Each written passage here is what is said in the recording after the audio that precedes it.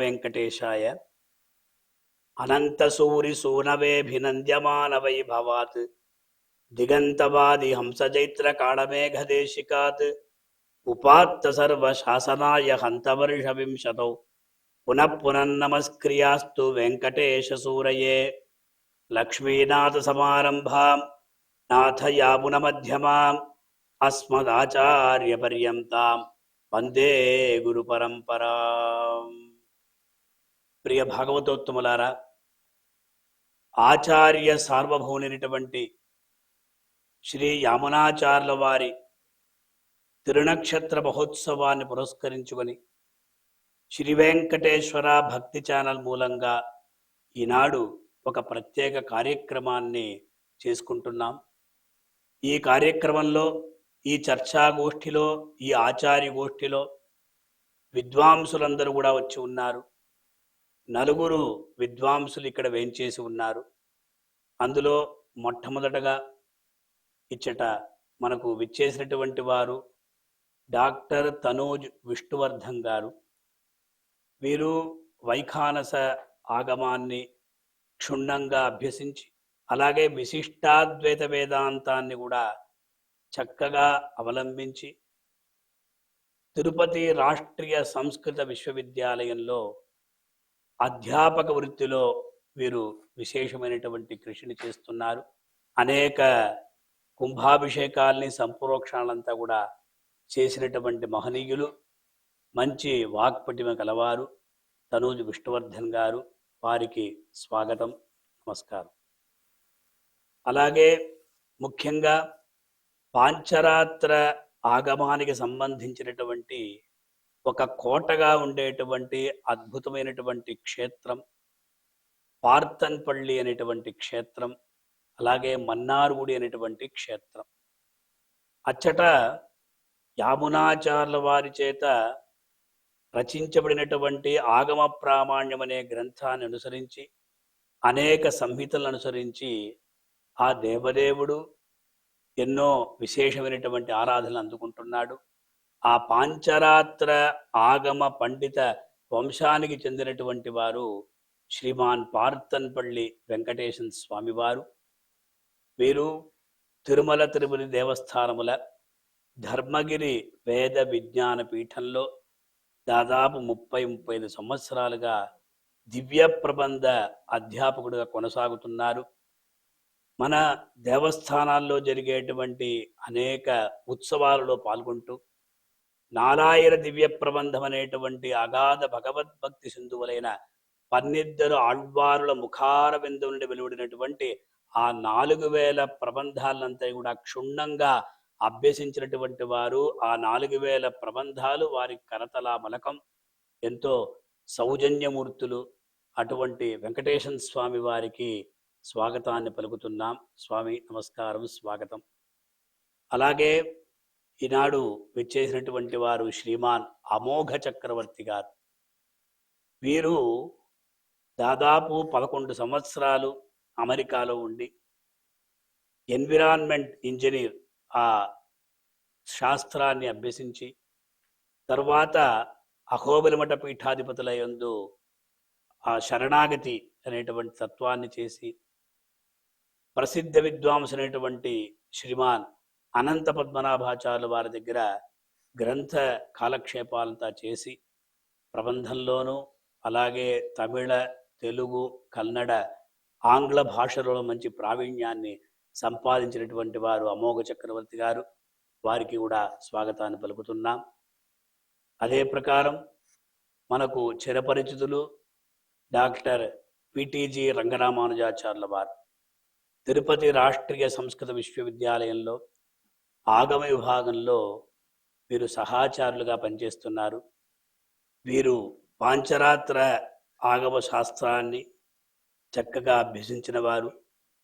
వీరి తండ్రి గారు సుప్రసిద్ధ దివ్య ప్రబంధ విద్వాంసులు. అలాగే ఆ 4000 దివ్య ప్రబంధాలకి మంచి వ్యాఖ్యానాన్ని అందించినటువంటి మహనీయులు. వారి యొక్క సుపుత్రులు వీరు.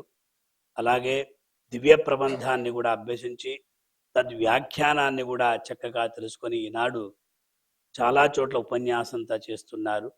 అటువంటి రంగరామాచార్యుల వారికి నమస్కారం, స్వాగతం. యో నిత్యమచ్యుత పదాంబుజయుగ్మరుక్మం వ్యామోహతః తైతరాణి తృణాయ మేనే అస్మద్గురోః భగవతోస్య దయైక సింధోః రామానుజస్య చరణౌ శరణం ప్రపద్యే. గురుభ్యః తద్గురుభ్యశ్చ నమో వాకమధీమహే వృణీమహే చ తత్రాద్యౌ దంపతీ జగతాంపతి. శ్రీ యామునాచార్యుల వారి యొక్క దివ్య తిరునక్షత్ర మహోత్సవం విశిష్టాద్వైత సిద్ధాంతంలో ప్రథమాచార్యుడిగా పరిగణించబడేటువంటి స్వామి సాక్షాత్ శ్రీమన్నారాయణుడు. కమపి ఆద్యం గురుం వందే కమలా గృహమేధినం ప్రవక్త ఛందసాం వక్త పంచరాత్రస్య యస్సు రీతిగా ఆది గురువు సాక్షాత్ శ్రీమన్నారాయణుడు, తరువాత మహాలక్ష్మి, తరువాత విశ్వక్సేనుల వారు, తరువాత నమ్మాళ్వార్లు, తరువాత నాథమునులు, ఆళవందారు. ఇలా ఈ సంప్రదాయంలో ముగ్గురు మహామునులు ఉన్నారు. వారే శ్రీమన్నాథముని, శ్రీమద్ యామునముని, శ్రీమద్ రామానుజముని. ఈ ముగ్గురు మునులు లేకపోతే ఈ విశిష్టాద్వైత సిద్ధాంతమే లేదు అనేటువంటి ఒక ఆర్యోక్తి ఉన్నది. అందులో యామునాచార్యుల వారు, ఆళవందాలుగా పిలువబడేటువంటి ఈ స్వామి మనకు విశేషంగా ఈ లోకంలో అవతరించి భగవంతుని యొక్క సింహాసనాంశంగా వీరు అవతరించారు. ధాతృనామ సంవత్సరం అంటే కలియుగం దాదాపు 4024 సంవత్సరం. ధాతృనామ సంవత్సరంలో ఉత్తరాయణంలో కర్కాటక మాసంలో ఉత్తరాషాఢ నక్షత్రంలో శుక్రవారం పూర్ణిమాతిథి యందు ఈశ్వరమునుల యొక్క సుపుత్రుడిగా తమిళనాడు దేశంలో కాట్టుమన్నార్ కోయిల్ వీరనారాయణపురం దివ్యక్షేత్రంలో అవతరించినటువంటి మహనీయులు. దాదాపు వీరు 125 సంవత్సరములు ఈ లోకంలో జీవించి భగవంతుని సేవ చేస్తూ, అదే ప్రకారంగా భాగవత సేవ చేస్తూ విశిష్టాద్వైత సిద్ధాంతాన్ని ఆళ్వారుల యొక్క దివ్య ప్రబంధాల్లో దాగి ఉన్నటువంటి ఆ సిద్ధాంతాన్ని అంతటినీ కూడా తన యొక్క తాతగారైనటువంటి నాథమునుల ద్వారా అంతటినీ కూడా అభ్యసించి ఈ విశిష్ట సిద్ధాంతాన్ని ప్రచారం చేసినటువంటి మహనీయులు శ్రీమన్ యామునమునుల వారు. వారి యొక్క విశేషమైనటువంటి జీవిత చరిత్రను మనం తెలుసుకోవాలి కదా. శ్రీమాన్ విష్ణువర్ధన్ గారు యామునాచార్యుల వారి యొక్క జీవిత చరిత్రను తమరు తెలియజేయగలరు. ఓం నమో వెంకటేశాయ. నమో నమో యామునాయ, యామునాయ నమో నమః. నమో నమో యామునాయ, యామునాయ నమో నమః. చక్కనైనటువంటి అవకాశాన్ని అస్మద్ గురువరేణ్యులు చక్రవర్తి రంగనాథన్ గారు ఈ రోజున యామునమునుల యొక్క జీవిత చరితాన్ని చక్కనైనటువంటి భాగవతోత్తములతో పంచుకోగలిగేటువంటి సదవకాశాన్ని కల్పించారు. ధన్యవాదం. గురువుగారు ఇందాక మనకు తెలియచెప్పినట్టుగా మునిత్రయం ఉన్నారు. ఆ మునిత్రయంలో మధ్యమమణి ఎవరు అనంటే ఇదిగో యామునుల వారు. ముందుగా నాథమునుల వారు, తరువాత యామునముని వారు, తరువాత రామానుజముని వారు. మధ్యమమణి వీరు. వీరి యొక్క గొప్పదనం గురించి, వీరి యొక్క జీవిత విశేషాల గురించి మనం ఎంతసేపు మాట్లాడుకున్నా కూడా ఇంకా ఎన్నో కొన్ని మహా గొప్ప విషయములకు మనం అన్యాయం చేసిన వారం అయిపోతాం.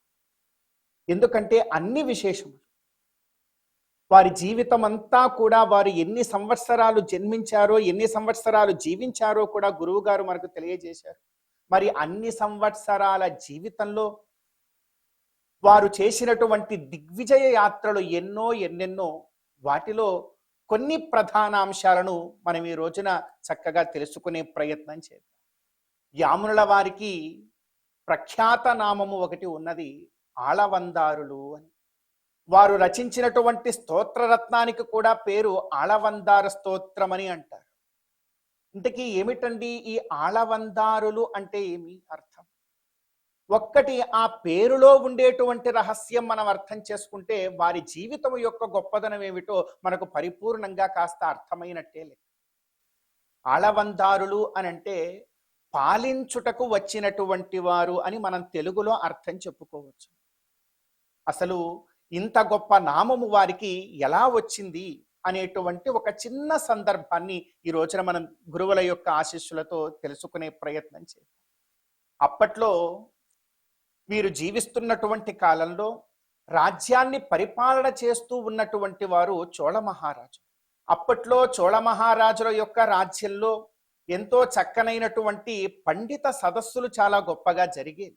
వారందరూ కూడా ఎంతో మంది వేదాంగ పండితులు, ఇతర శాస్త్ర పండితులు అందరూ కూడా వచ్చి వారి యొక్క పాండిత్యాన్ని అక్కడ ప్రదర్శించి ఎంతో గొప్పవైనటువంటి వాదోపవాదాలన్నీ కూడా చేస్తూ ఉండడం, ఇవన్నీ చాలా గొప్పగా శాస్త్ర పరిపాటి ఆనాటి రాజుల కాలంలో జరుగుతూ ఉంది.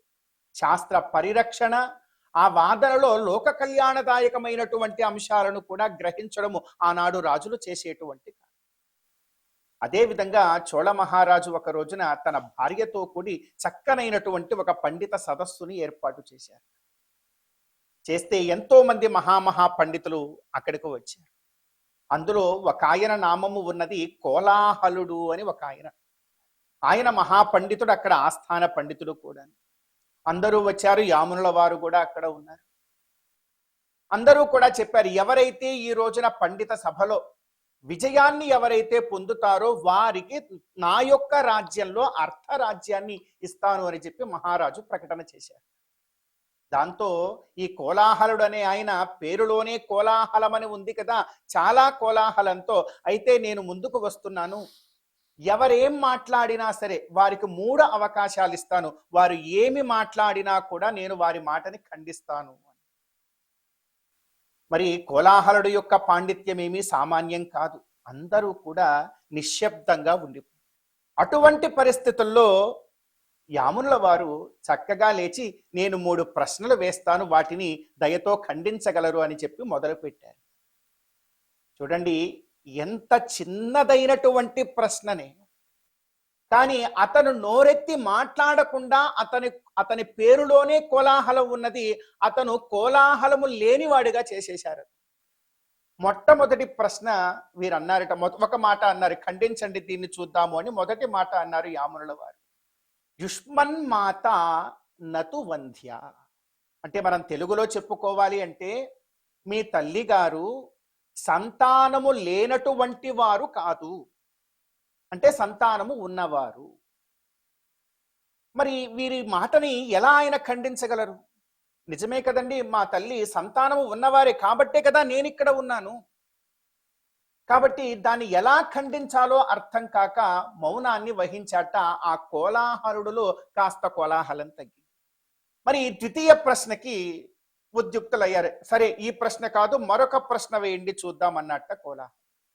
సరే, యామునుల వారు ఎంత వారికి పాండిత్యం ఉన్నదో, ఎటువంటి వారినైనా ఎలా ఎదుర్కోవాలో వారికి తెలుసు. అంత గొప్ప మహాపాండిత్యం. ఎందుకంటే వారు వారి తాతగారైనటువంటి నాథమునుల వారి దగ్గర అధ్యయనం చేసినటువంటి వారి పరంపర ఏమిటి అంటే, గురువులు మనకు తెలియజేసినట్టుగా సాక్షాత్తుగా శ్రీమన్నారాయణుడు నుండి ఆ పరంపర ఆరంభమైంది కదా. ఈయన ద్వితీయ ప్రశ్న వేశారు ఆ పాండిత్యంతో, చోళరాజ్ఞాతు ధార్మిక. అంటే ఈ చోళ మహారాజు చాలా ధార్మికుడండి, దాన్ని ఖండించమనండి చూద్దాం కోలాహలుండి. ఒకవేళ చోళరాజు ధార్మికుడు కాదు అని ఈయనేమన్నా నిరూపిస్తే అక్కడే కోలాహలుడికి శిరచ్ఛేదం అయిపోతుంది. కాబట్టి మౌనాన్ని వహించారు. అందరూ కూడా ఆశ్చర్యపోయారు. ఇక 3వ ప్రశ్న మిగిలి ఉంది. ఈ 3వ వాక్యం కూడా వీరు చెప్పాలి. ఏం చెప్తారో అని అందరూ కూడా ఎదురు చూస్తున్నాడు. కోలాహలుడు కూడా ఎదురు చూస్తూ ఉన్నారు.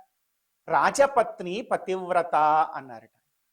అంటే అక్కడే ఉన్నది రాజపత్ని, చోళ మహారాజు యొక్క పత్ని కూడా అక్కడే ఉన్నది. ఈమెడ ఎంతో పతివ్రత ధర్మము కలిగినటువంటి వారు అన్నారు.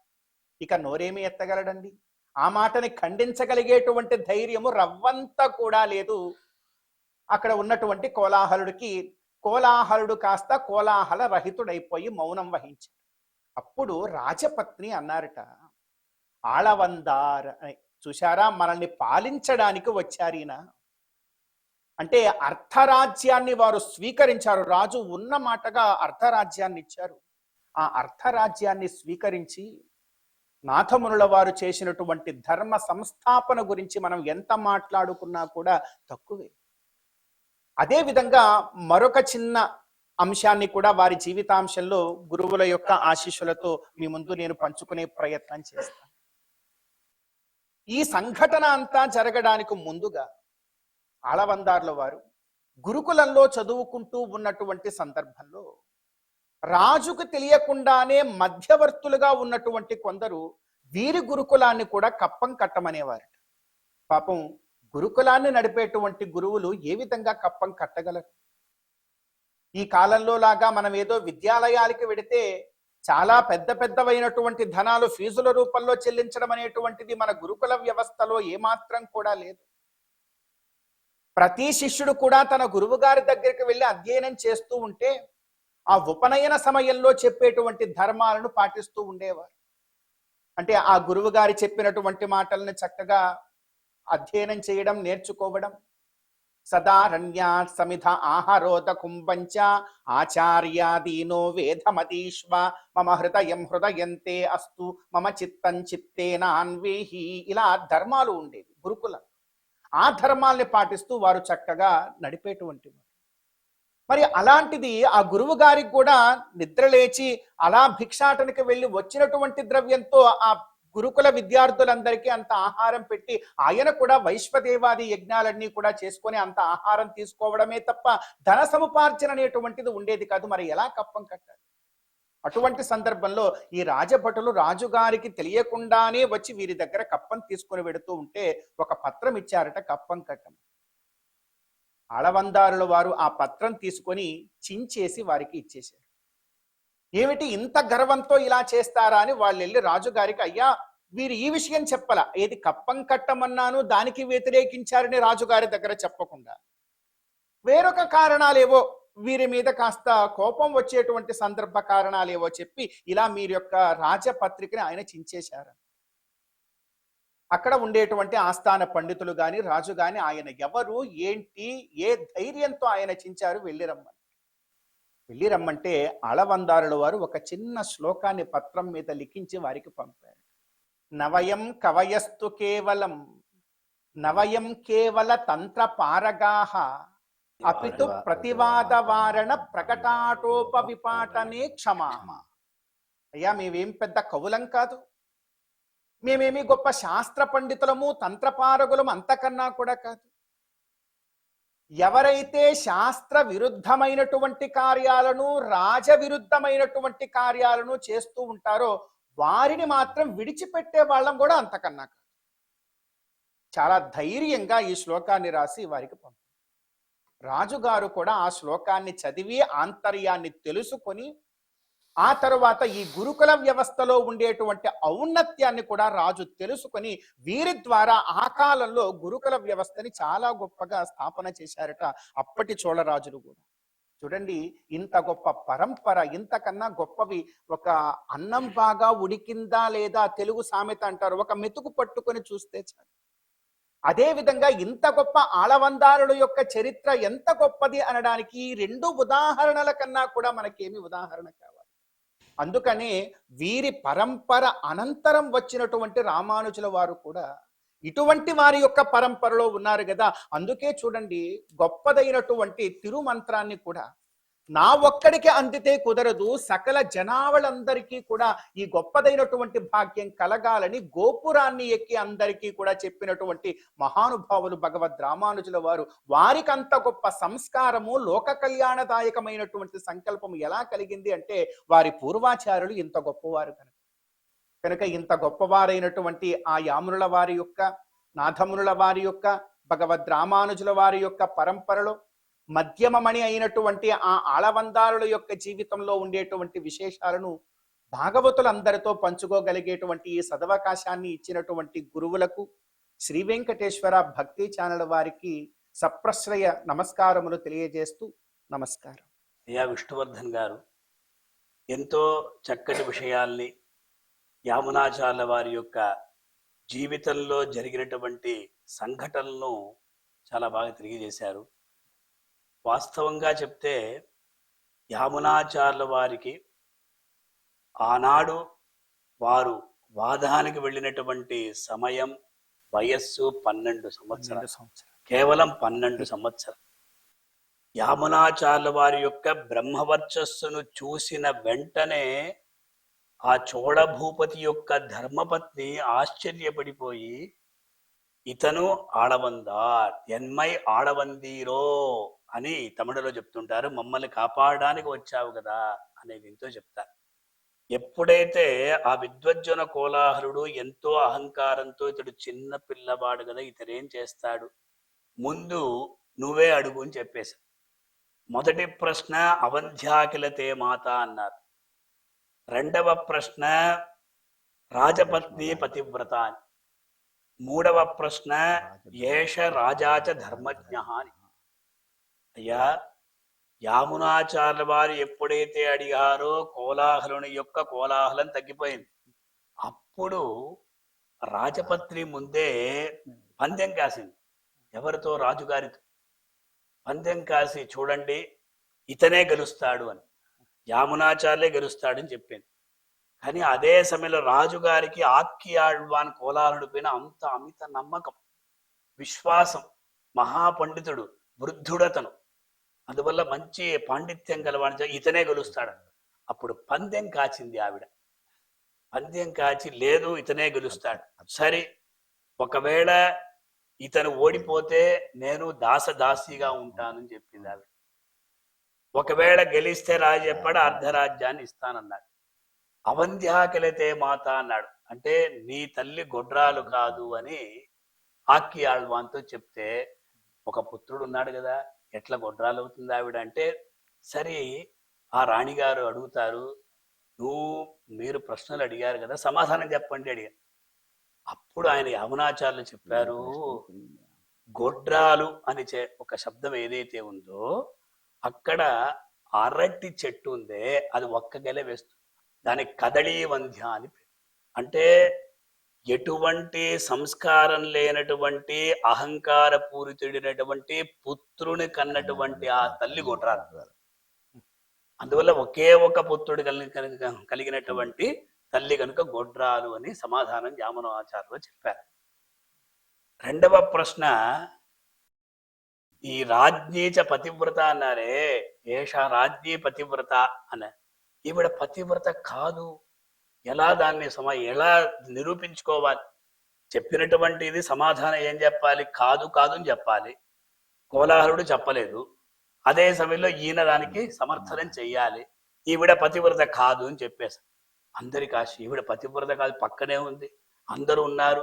ఒక మహారాణిని అక్కడ చూసి పతివ్రత కాదు, ఎంత ధైర్యం ఉండాలంటే ఈవిడ పతివ్రత కాదు అని చెప్పాడు. ఎలా అని అడిగినప్పుడు, పతివ్రత అనే స్త్రీకి ఉన్నటువంటి ధర్మం ఏమిటి అంటే, పతిని అనుసరించి ఉండాలి, పతినే దైవంగా భావించాలి. అటువంటి పతితో, అటువంటి భర్తతో పందెం కాస్తుంది కదా, అటువంటి భర్తతో పోటీ పడింది కదా, అందువల్ల ఈవిడ పతివ్రత కాదు అని చెప్పేసి.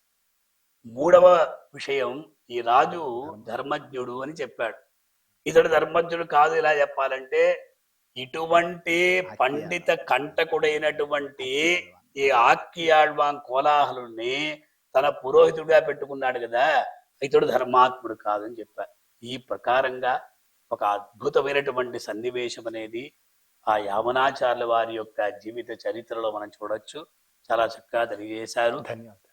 అమోఘ చక్రవర్తి గారు యామునాచార్యుల వారి గురించి మనం వింటున్నామన్నా, జీవిత చరిత్ర అంతా కూడా మనం విన్నాం. వారు ఎన్ని గ్రంథాలను రాశారు, ఆ గ్రంథ సముదాయం ఏమిటి, దాని గురించి వివరించగలరు? ఓం నమో వెంకటేశాయ. విగాహే యామునం తీర్థం సాధు బృందావనే స్థితం నిరస్త జిహ్మగ స్పర్శే యత్ర కృష్ణ కృతాదర. అస్మద్గురుభ్యో నమః. ఈరోజు ఉండే అందరి పెద్దవాళ్ళ తిరువడిలకు నా నమస్కారాలు.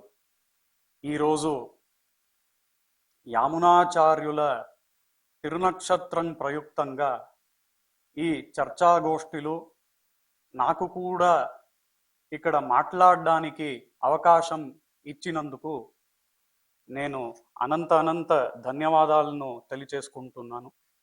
శ్రీ వైష్ణవ సంప్రదాయంలో యామునాచార్యులు రచించిన గ్రంథాలు 8.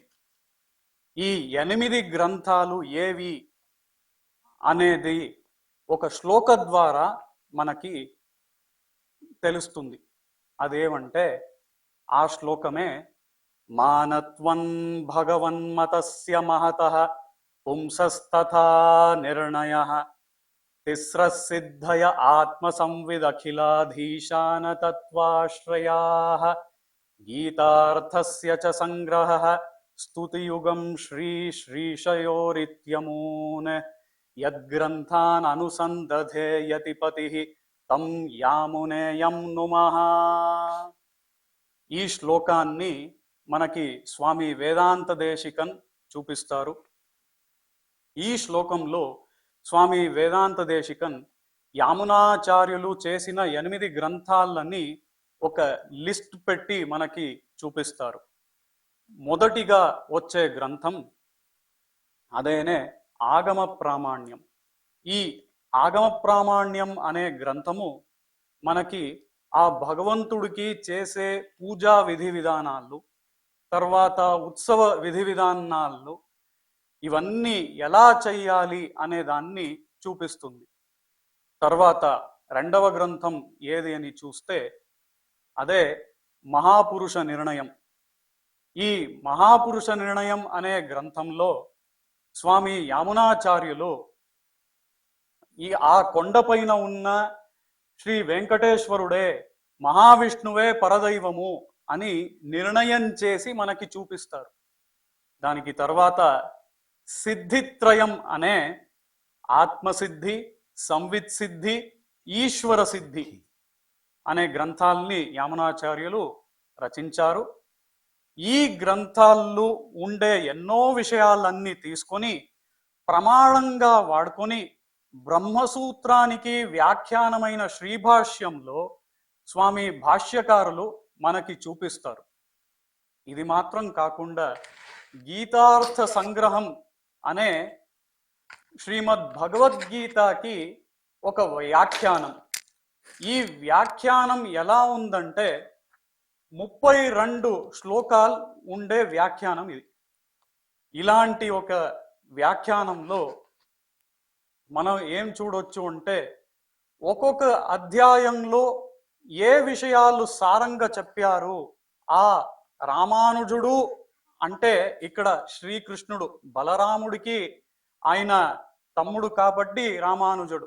ఆ రామానుజుడు ఇక్కడ ఏ విషయాలన్నీ చూపిస్తాడు అనే దాన్ని మా ఆళవందార్ ఇక్కడ ఈ 32 శ్లోకాల ద్వారా మనకి చూపిస్తున్నారు.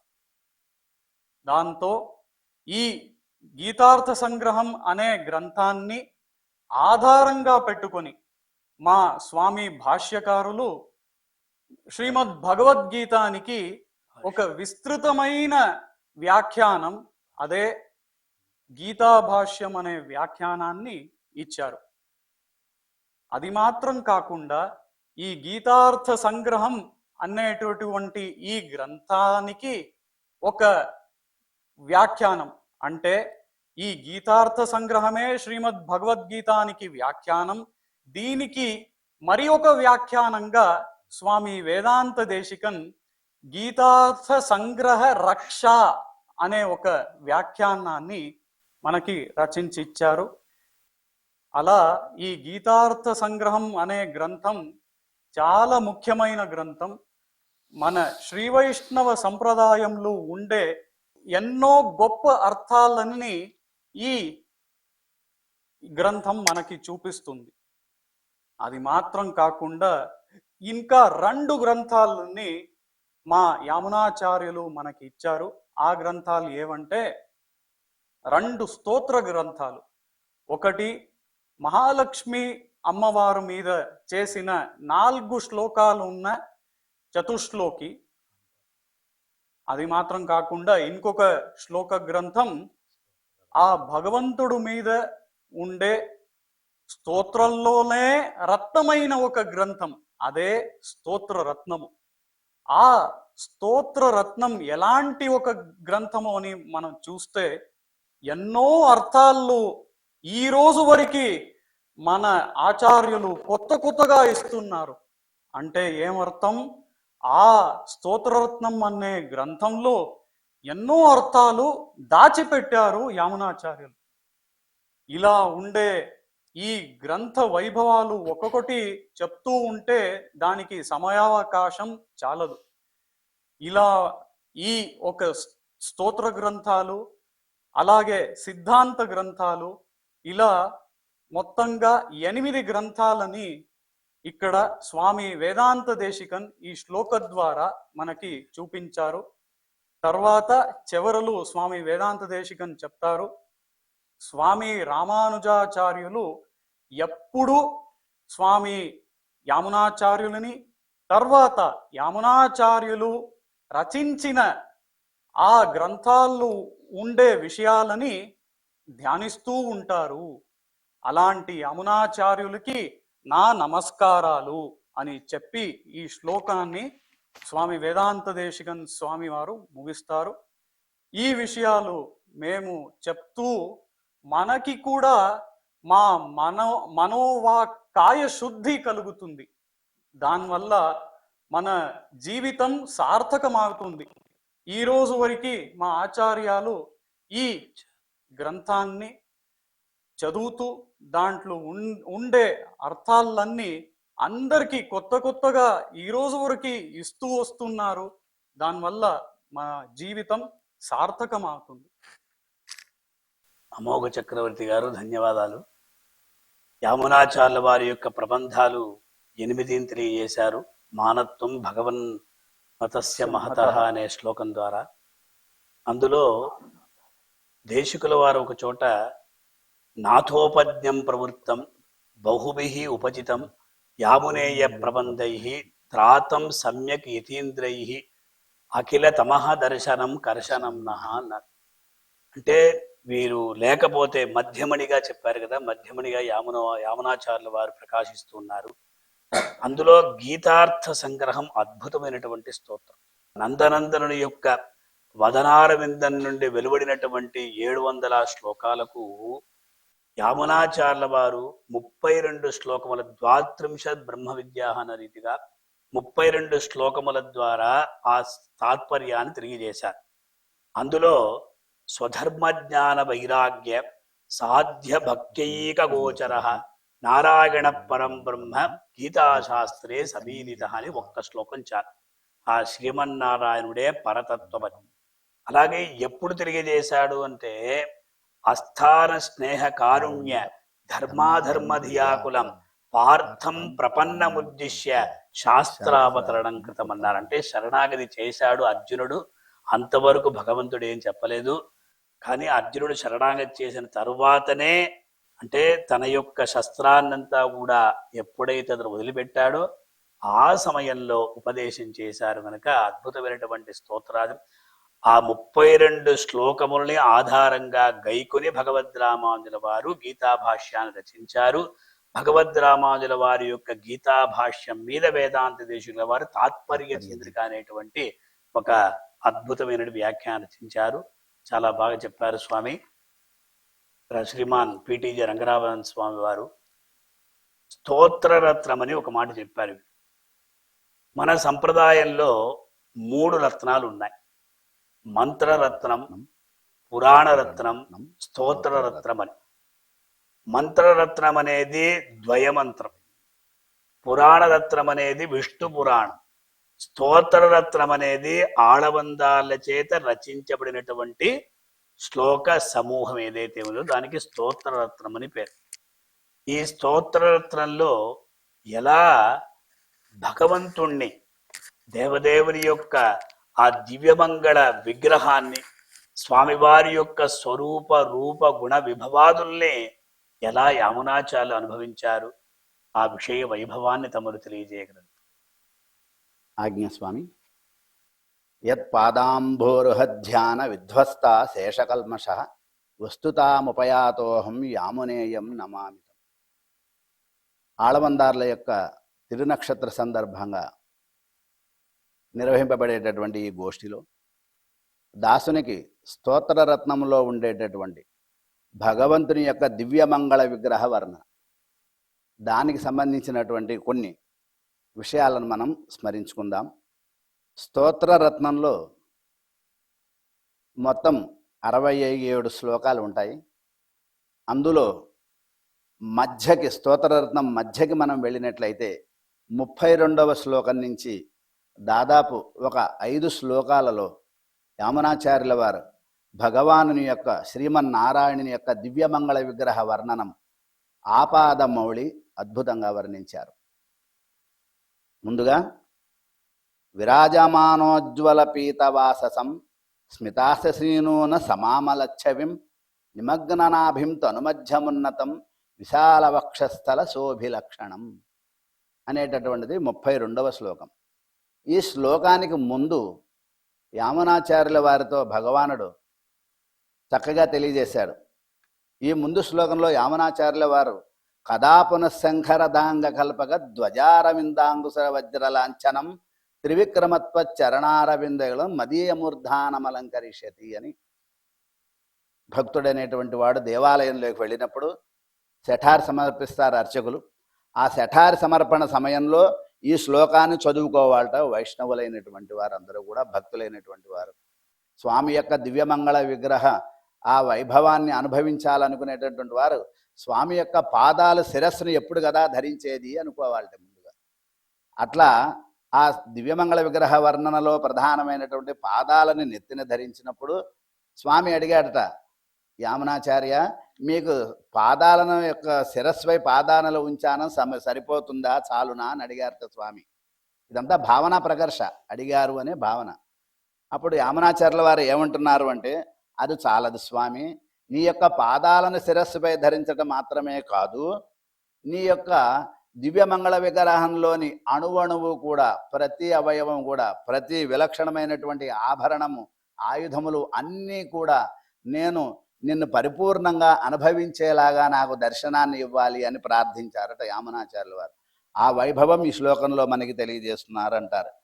విరాజమాన, విరాజమాన అంటే కనుక ఉన్నదానికన్నా ఆధిక్యాన్ని ప్రదర్శించడం అంటారు. విరాజమాన ఉజ్వల పీతవాససం, స్వామి యొక్క దివ్యమంగళ విగ్రహానికి శోభకి పెంచేటటువంటిది పీతాంబరం, బంగారు వస్త్రం అంటారు. బంగారు వర్ణం కలిగినటువంటి వస్త్ర శోభట. ఈ వస్త్రం, బంగారు వర్ణమైనటువంటి ఈ వస్త్రం స్వామి యొక్క దివ్యమంగళ విగ్రహానికి అతిశయాన్ని కలిగిస్తోందా అంటే కాదుట. స్వామి యొక్క దివ్యమంగళ విగ్రహ శోభయే ఈ వస్త్రానికి వైభవాన్ని పెంచింది అంటారు మనకి వ్యాఖ్యాతలు. అట్లా ఉజ్వల పీతవాసతం, ఉజ్వలం అంటే గనక వాచామగోచరం, మాటలతో చెప్పలేనటువంటి ప్రకాశకత్వం అంటారు. అలాగే స్మిత అసీత సమ అమలచ్చవం, స్మిత అసీస అంటే మృదువైనటువంటి అతసీ పుష్పం అంటారు. అతసీ పుష్పం చాలా మృదువుగా ఉంటుంది. ఆ అతసీ పుష్పం తో సమానమైనటువంటి దేవహం కలిగినటువంటి స్వామిట. అంటే ఈ అతసీ పుష్పం వికసించేటప్పుడే అత్యంత శోభాయమానంగా ఉంటుందిట. అటువంటి అందమైనటువంటి అతసీ పుష్పం యొక్క విలక్షణమైన కాంతిని కలిగిన దివ్యదేహం స్వామిది అని చెప్తారు. అదేవిధంగా నిర్మలమైనటువంటిదిట ఈ అతసీ పుష్పము, పుష్పాలలోనే ఎంతో విలక్షణమైనటువంటిది అంటారు. అందుకనే మనకి పెద్దలు తెలియజేస్తుంటారు, అతసీ పుష్ప సంకాసం హారనోపుర శోభితం అని కృష్ణ పరమాత్మను వర్ణించేటప్పుడు కూడా స్వామి అతసీ పుష్ప సంకాసం అని తెలియజేస్తుంటారు. అంతేకాదు నిమగ్న నాభిం తనుమధ్యం ఉన్నతం, నిమగ్న నాభిట, స్వామివారి యొక్క ఆ నాభిస్థానం ఎంతో విలక్షణమైనటువంటిదిట. ఎలాంటిది ఆ నాభి అంటే గనక ఆవర్త ఇవ గంగాయాహ అంటారు. అంటే గంగా నది యొక్క సుడులు ఎలా ఉంటాయో విశేషంగా అలా స్వామి యొక్క నాభి ప్రదేశం అంత అందంగా ఉన్నది అన్నారు. ఈ నాభి గొప్పతనం ఏమిటి అంటే ఆయన పద్మనాభుడుట. ఆ పద్మంలోనే చతుర్ముఖుడు ఉదయించాడు కాబట్టి ఆయన చేతనే సృష్టి రచన చేయబడింది. ఆ విధంగా పద్మాన్ని నాభియందు కలిగినటువంటి పద్మనాభుడయ్యాడు ఆయన. కాబట్టి ఆ రకమైనటువంటి పద్మనాభ వైభవం కలిగినటువంటి శ్రీమన్నారాయణుడి యొక్క దివ్యమైనటువంటి నాభి అంటారు. అంతేకాకుండా మనకి ఉపనిషత్తు కూడా తెలియజేస్తోంది, యో బ్రహ్మాణం విదధాతి పూర్వం యో వై వేదాంశ ప్రహిణోతి తస్మై అని. ముందుగా భగవానుడు చతుర్ముఖ బ్రహ్మని సృజించి అతనికి వేదాలను అనుగ్రహించాడు అని చెప్పడం చేత బ్రహ్మ ఉత్పత్తికి కారణమైనటువంటి నాభి వర్ణన వైభవాన్ని ఇక్కడ మనకి పూర్వాచార్యులు అనుభవింపజేస్తున్నారన్న. అంతేకాదు తను మధ్యంట, శరీరానికి మధ్యగా ఉండేటటువంటిది నడుముట. ఆ నడుము యొక్క సౌందర్యం వాచామగోచరం అంటున్నారు. ఆ నడుము ఎలాంటి నడుము అని మనకు పూర్వాచార్యులు కూడా తెలియజేస్తుంటారు. మధుర కవులు కూడా చక్కగా కಣ್ಣి నుండు సిరుత్తాంబినాల్ అని తెలియజేస్తారు. కట్టున్న పణ్ణియ పెరుమాయన్ ఆయన మహానుభావుడు. ఆ నాభికి ఆనాడు యశోద ఆ సన్ననైనటువంటి ఆ నడుముకి యశోద చేత చుట్టబడినటువంటి సన్నని నున్నని ముడులు కలిగినటువంటి దారంతో బంధింపబడినటువంటి ఆ కటి ప్రదేశం అని వర్ణిస్తారు మనకి. అంతటి అందమైనటువంటి ఆ తనుమధ్యం అంటారు. అంతేకాదు తనుమధ్యం ఎంత తక్కువ ఉన్నదో ఆయన యొక్క వక్షస్థలం దానికి అంతకన్నా విశాలమైనటువంటిదిట. కాబట్టి విశాల వక్షస్థల శోభిలక్షణం. ఆ వక్షస్థలం ఎటువంటి వక్షస్థలం అంటే గనక మనకి తెలియజేస్తారు పూర్వాచార్యులు. శ్రీదేవిని భూదేవిని కూడా భరించేటటువంటి గొప్పతనం కలిగిన వక్షస్థలం అంటారు. అటువంటి వక్షస్థల శోభి లక్షణంట. ఆయన యొక్క ఆ వక్షస్థలం యొక్క లక్షణం చెప్పటానికి కూడా వీలు లేదు అంటారు మనకి వ్యాఖ్యాతలు. అటువంటి విలక్షణమైనటువంటి వక్షస్థల శోభి లక్షణం అని ఒక శ్లోకంలో తెలియజేస్తున్నారు.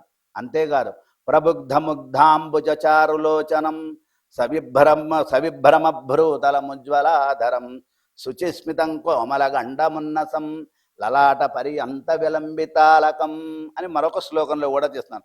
ప్రబుద్ధ ముగ్ధ అంబుజంట, అప్పుడే వికసించేటటువంటి కొత్తదైనటువంటి లేతనైనటువంటి పద్మములతో సమానమైనటువంటి చారు లోచనం, మృదువైనటువంటి చారు అంటే విశాలమైనటువంటి నేత్రములట స్వామివి. ఆనాడు రాజసూయ యాగంలో కూడా భీష్ముడు ధర్మరాజుకు చెప్పాడట. ఏమిటి ఈ స్వామి యొక్క గొప్పతనం వర్ణించున్నాడు ఆయన. ధర్మరాజా, నువ్వు ఆలోచించాల్సిన పని లేదు. సయేష పృథుతామ్రాక్ష సంబంధీతే జనార్దన. కాబట్టి ఆ విశాలమైనటువంటి పద్మనేత్రములు కలిగినటువంటి ఆ స్వామిని నీవు అర్చిస్తే చాలు, అందరినీ అర్చించినటువంటి ఫలం కలుగుతుంది అని చెప్పబడినటువంటి ప్రబుద్ధ ముగ్ధాంబుజ చారులోచనుడు భగవానుడు అంటున్నారు. అంతేకాదు సవిభ్రమ భ్రూతలం ఉజ్వలాధరం. సవిభ్రమ భ్రూతలు అంటారు. ఆయన యొక్క భ్రూతలం అంటే గనక కనుబొమ్మలు, సవిభ్రం అంటే గనక విశాలమైనటువంటివని. ఈ కనుబొమ్మల యొక్క వైశాల్యంతోనే అనంతకోటి బ్రహ్మాండాలని కూడా నియమించగలిగేటటువంటి ఆ సర్వశేషిత్వ, సర్వజ్ఞత్వ, సర్వాధారత్వాది స్వామిత్వాది లక్షణాలకి సూచకమైనటువంటివిట ఆ స్వామి యొక్క అద్భుతమైనటువంటి కనుబొమ్మలు అంటారు. అటువంటి కనుబొమ్మలు కలిగినటువంటి స్వామి అంటున్నారు. అంతేగాదు ముగ్ధ అంబుజ చారులోచనం, నేత్రముల యొక్క సౌందర్యం అంటున్నారు. భగవద్ రామానుజులు కూడా గంభీరాంబ సముద్భూత సమృష్టనాళ రవికర వికసిత పుండరీక దళామలాయతేక్షణ అని భగవాను యొక్క నేత్రములను వర్ణించారు మనకి. అటువంటి పద్మనేత్రుడు ఆయన అంటున్నారు. శుచిస్మితం కోమల గండమున్నసం. ఆయన యొక్క విలాసవంతమైనటువంటి శోభాయమానమైనటువంటి ఆయన కనుబొమ్మల యొక్క సౌందర్యం అన్నారు. అంతేకాదు ఉజ్వలాధరం, ఆ దివ్యమంగళ విగ్రహంలో అతి సౌందర్యమైనటువంటిది ఆ అద్భుతమైనటువంటి అధరాలుట. కాబట్టి ఆ స్వామి యొక్క అధర సౌందర్యం అంటారట. దీనిని పర్యంక విద్య అంటారు. 32 బ్రహ్మ విద్యలలో ఒకటైనటువంటి పర్యంక విద్యలో భగవాని యొక్క దివ్యమంగళ విగ్రహ వర్ణన మనకి తెలియజేస్తున్నారు అంటున్నారు. అంతేకాదు మరొక శ్లోకంలో కూడా చక్కగా మనకి స్వామి యొక్క వైభవాన్ని మనకి చక్కగా తెలియజేస్తున్నారు అంటున్నారు. స్ఫురత్ కిరీటాంగిత హార కంఠిగా మణీంద్ర కాంచీ గుణనూపురాదిభి రథాంగ సంకాస గదాధనుర్వరై లసత్తులస్య వనమాలయోజ్వలం.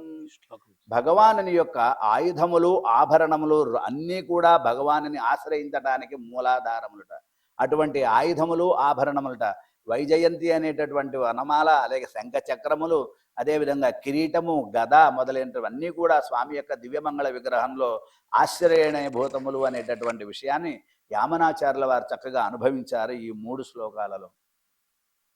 స్వామి రంగరామాచార్యుల వారు చాలా చక్కగా దేవదేవుని యొక్క దివ్యమంగళ విగ్రహ వైభవాన్ని యామునాచార్యుల వారు ఏ ప్రకారంగా స్తోత్రరత్నంలో అనుభవించారో ఆ ప్రకారంగా మీరు అందరినీ కూడా అనుభవింపజేశారు. స్తోత్రరత్నం అంటేనే రహస్యత్రయానికి ప్రతీక అంటారు. రహస్యత్రయం అనేది అష్టాక్షరం ద్వయం చరమ శ్లోకం అని. అష్టాక్షరం అంటే 8 అక్షరాలు, ద్వయం అనేది 25 అక్షరాలతో కూడుకున్నది, చరమ శ్లోకం అనేది 32 అక్షరాలతో కూడుకున్నది. మొత్తం 65 శ్లోకాలు ఇక్కడ ఉన్నాయి. 67 అన్నప్పుడు మొట్టమొదటి 2 శ్లోకాలు స్వాదయన్నిహ సర్వేషాం త్రయంతార్థం సుదుర్గ్రహం స్తోత్రయామాస యోగీంద్ర స్తంభందే యామునాభయం నమో నమో యామునాయ యామునాయ నమో నమ నమో నమో యామునాయ యామునాయ నమో నమ అని ఈ 2 శ్లోకాలు. తరువాత మనకు ప్రారంభమయ్యేది అక్కడి నుంచి నమోచింత్యాద్భుత కృష్ణ నుంచి ప్రారంభమవుతుంది. మొత్తం 67 అయినా కూడా 65 శ్లోకాలు. పెద్దవాళ్ళు ఈ స్తోత్రాన్ని ఎవరైతే ప్రతినిత్యం పఠిస్తారో వాళ్లకు రహస్యత్రయ మంత్ర ఫలం దక్కుతుంది అని పెద్దవాళ్ళ యొక్క ఉక్తి అన్నమాట. అలాగే మనమందరం కూడా భగవంతుడిచ్చినటువంటి విచిత్ర దేహ సంపత్తి ఈశ్వరాయ నివేదమన్న రీతిగా ఈ కరచరణాది అవయవములంతా కూడా భగవంతునికి అర్పించాలి అన్న రీతిగా ఆ భగవంతుని యొక్క దివ్యమంగళ విగ్రహాన్ని యామునాచార్యులు వర్ణించారు. అందుకే భగవద్ రామానుజుల వారు యామున మునుల యొక్క ఆ పరిపూర్ణ అనుగ్రహంతో యామున మునులతో రామానుజుల వారు మాట్లాడలేదు. ఆయన మానసిక గురువు, ఆయన యొక్క చరమ తిరుమేనని వీరు సందర్శించుకున్నారు. యామునాచార్యుల వారి యొక్క 5 మంది శిష్యులు ఎవరైతే ఉన్నారో వారి దగ్గర వీరన్నీ కూడా చదువుకున్నారు కనుక అందువల్ల తిరుమల క్షేత్రంలో భగవద్భాష్యకారుల యొక్క సన్నిధికి పక్కన నరసింహస్వామి వారి సన్నది మధ్యలో ఆ పూలంతా ఉందే వికసించే పుష్పమండపం తిరుమలకు పేరు. ఆ పుష్ప రకరకాలైనటువంటి సుగంధభరితమైనటువంటి పుష్పాలతో కూర్చినటువంటి మాలలు, ఆ మాలలంతా పెట్టడానికి ఒక చోటు ఉంది. దానికి యమునత్తురై అని భాష్యకారుల వారు ఆనాడు తన యొక్క గురువు యత్పదాంబోరుహబ్ధ్యాన విధ్వస్త అశేష కల్మష వస్తుతాపయాతోహం యామునేయన్ నమామితమన్న రీతిగా తన యొక్క ఆచారాన్ని స్మరించకుండా వారి ప్రాచారాన్ని స్మరించారు కనుక రామానుజుల వారి యొక్క అద్భుతమైనటువంటి ఆ భక్తిని మనం చూడాలి. ఈనాటికి కూడా యమునత్తురై అని ఇక్కడ యమునాచార్యుల వారి యొక్క స్మరణగా అక్కడ చేశారు. అద్భుత విషయాన్ని స్మరింపజేశారు. స్వామి పార్థన్బల్లి వెంకటేశ్వర స్వామి వారు తమరు చక్కగా దివ్య ప్రబంధాన్ని స్తోత్రాన్ని కంఠస్థం చేసి ఆ దేవదేవుని యొక్క దివ్య కైంకర్యంలో పాలు పంచుకుంటున్నారు. మన అమోఘ చక్రవర్తి గారు చెప్పిన రీతిగా ఆ 8 గ్రంథాలు, అందులో 2 స్తోత్రాలు, ఆ స్తోత్రాల్లో అమ్మవారి యొక్క వైభవాన్ని తెలియజేసేటువంటి ఒక స్తోత్రము కాంతా చతుశ్లోకి లేక కాంతా స్తోత్రం లేక చతుశ్లోకి. ఆ చతుశ్లోకి అంటే చతుర్నాం శ్లోకానాం సమాహార చతుశ్లోకి అన్న రీతిగా 4 శ్లోకముల కలయిక అది. ఆ 4 శ్లోకాల్ని మనం చెప్పుకుంటే అమ్మవారి యొక్క అనుగ్రహం అనేది మనకు తప్పక దొరుకుతుంది అని ప్రగాఢమైనటువంటి విశ్వాసం అనేది విశిష్టాద్విత సిద్ధాంతంలో ఉన్నది. విశేషంగా స్వామివారి కన్నా అమ్మవారి మిన్న అనేటువంటి ఒక సంప్రదాయం కొనసాగుతూ ఉన్నది. మహాలక్ష్మిని సేవించియే స్వామివారిని సేవించాలి. అందువల్ల వెంకటేశ్వరుడు ఆయన శ్రీనివాసుడు, అందువల్ల వక్షస్థలంలో అమ్మవారు వేంచేసి ఉంటారు. ఈ అమ్మవారిని ఏ ప్రకారంగా వారు స్తోత్రం చేశారు మీరు శ్రావ్యంగా మాకు మా భక్తులందరికీ కూడా ప్రేక్షకులకి వినిపించండి.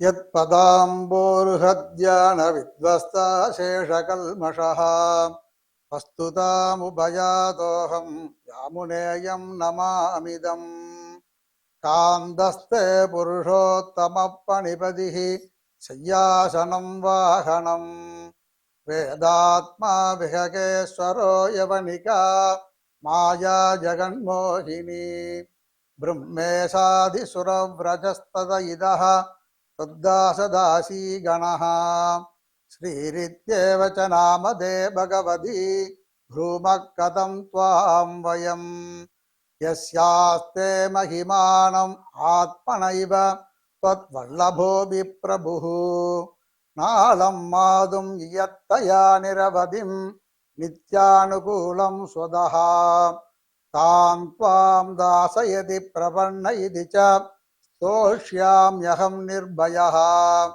లోకైకేశ్వరి లోకనాథదయితే ధాం తే దయాం తే విదన్ ఈషత్వత్కరుణా నిరీక్షణ సుధా సందుక్షణాద్రక్షదే నష్టం ప్రాక్ తదలాభదస్త్రిభువనం సంప్రత్యనందోదయం శ్రేయో నహ్యరవిందలోచనమనః కాంతా ప్రసాదాదృదే సంసృత్యక్షర వైష్ణవాత్మృణాం సంభావ్యతే కర్హిచిద్ శాంతానంద మహావిభూతి పరమం యద్బ్రహ్మరూపం హరేః మూర్తం బ్రహ్మ తతోపి తత్ప్రియధరం రూపం యదత్యర్బుదం యాన్యన్యాని యథా సుఖం విహరతో రూపాని సర్వాణి తాని ఆగుస్వే అనురూపరూప విభవైః గాఢోపగూఢాని తే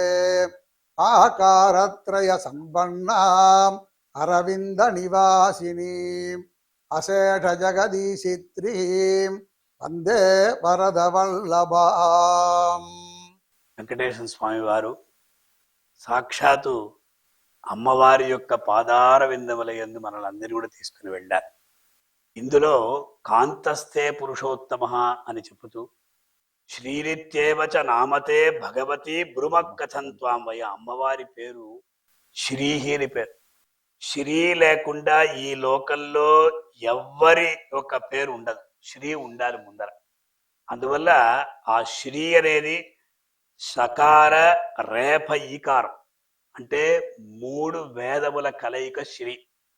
అమరకోశంలో కూడా కమలా శ్రీహి హరిప్రియ, ఇందిరా లోకమాత మా కమలా శ్రీహి హరిప్రియ.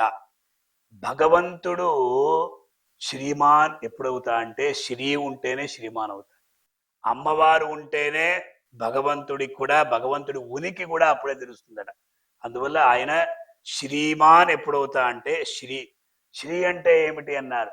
6 రకాల విత్పత్తులు ఉన్నాయి శ్రీకి.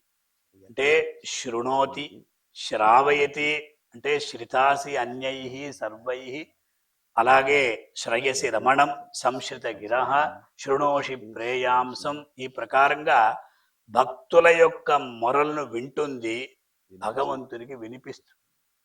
ఇది ముఖ్యం. అలాగే భక్తుల యొక్క దోషాలు ఏవైతే ఉన్నాయో వాటిని పోగొడుతుంది. అలాగే భక్తులు తన యొక్క గుణాలతో ఆవిడ ఆకర్షిస్తూ ఉంటుందని ఈ ప్రకారంగా ఆవిడ శ్రీ అయినది. భగవంతుణ్ణి విడిచిపెట్టి ఎప్పుడూ ఉండదు. నిత్యైవేష జగన్మాత విష్ణోహో శ్రీహి అనపాయిని అన్న రీతిగా యథా సర్వగతో విష్ణు తథైవేయం ద్విజోత్తమ అని అమ్మవారికి సమప్రాధాన్యం ఇచ్చినటువంటి గొప్ప సిద్ధాంతం, సంప్రదాయం శ్రీవైష్ణవ సంప్రదాయం, విశిష్టాద్వైత సిద్ధాంతం. కనుక ఈ ప్రకారంగా అమ్మవారి యొక్క వైభవాన్ని ఆకారత్రయ సంపన్నామని, అంటే అనన్యార్హ శేషత్వం, అనన్య భోగ్యత్వం, అనన్య హరణత్వం అన్న రీతిగా అటువంటి అమ్మవారి యొక్క వైభవాన్ని తెలియజేసినటువంటి శ్రీమాన్ వెంకటేశ్వర స్వామి వారికి మా ధన్యవాదములు. ప్రియ భాగవతోత్తములారా, ఈనాడు ఆళవందార్ల తిరునక్షత్ర సందర్భంగా ఆళవందార్ల యొక్క స్తోత్రం ఎంతో ప్రశస్తిని కలిగినది. ఆ స్తోత్రాల్లో ఉన్నటువంటి అర్థాలను కూడా మనం అనుసంధానం చేసుకోవాలి. అది మాత్రం కాదు, మూలమాత్రంగా ఆ శ్లోకాల్ని అనుసంధానం చేసుకుంటే చాలు. ఆచార్యుని యొక్క అనుగ్రహంతో భగవంతుని యొక్క కృపా కటాక్షాలంతా కూడా మనం పొందగలం. కనుక ఈనాడు ఆళవందార్ల స్తోత్రంలో ఉన్నటువంటి కొన్ని శ్లోక విశేషాల్ని అందరం కూడా ఒకసారి పారాయణం చేసుకుంటాం.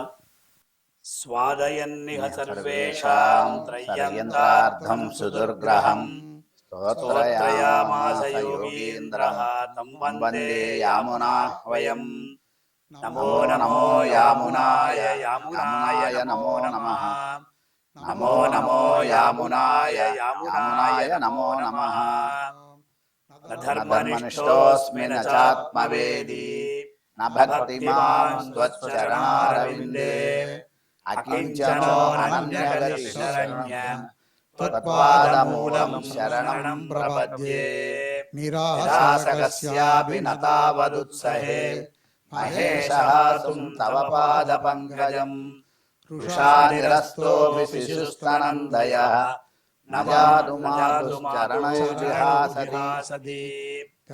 కదా పునఃసంఘరధాంగకల్పక ధ్వజారవిందాంకుశవజ్రలాంఛనం త్రివిక్రమత్వచ్చరణాంబుజద్వయం మదీయమూర్ధానమలంకరిష్యతి అకృత్రిమత్వచ్చరణారవింద చరణారవింద ప్రేమ ప్రకర్షావధిమాత్మవంతం పితామహం నాథమునిం విలోక్య ప్రసీదమద్గురుత్వం అచింతయిత్వా కాంతాయ కళ్యాణ నిధయే నిధయేర్ధినాం శ్రీవేంకటనివాసాయ శ్రీనివాసాయ మంగళం మంగళాశాసనపరైః మదాచార్య పురోగమైః సర్వైశ్చ పూర్వైరాచార్యైః సత్కృతాయాస్తు మంగళం.